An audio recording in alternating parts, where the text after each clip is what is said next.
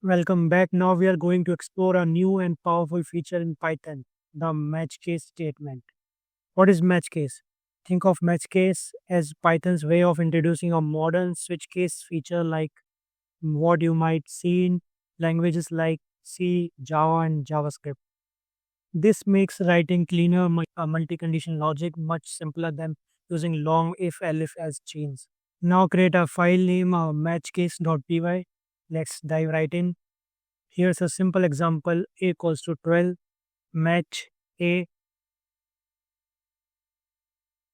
case 344, print the value is 344, case 255, print the value is 255, case 876, print the value is 876, case dash print better luck next time. Now we can change the a for dynamic input.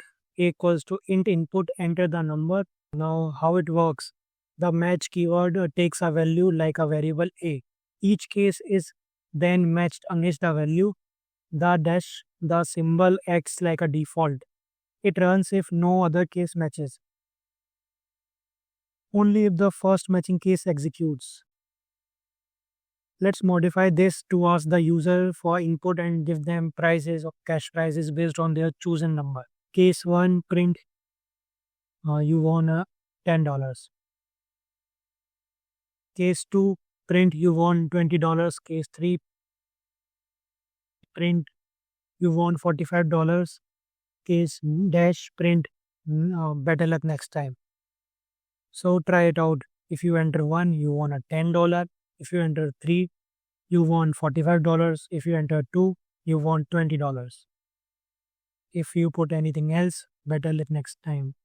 You might be wondering, we already have if else, so why add match case? Here's why. We can use a match case condition for cleaner and more readable for multiple discrete conditions, easy to understand, one line per condition, scalable for perfect menu systems, game logic, option menus, etc.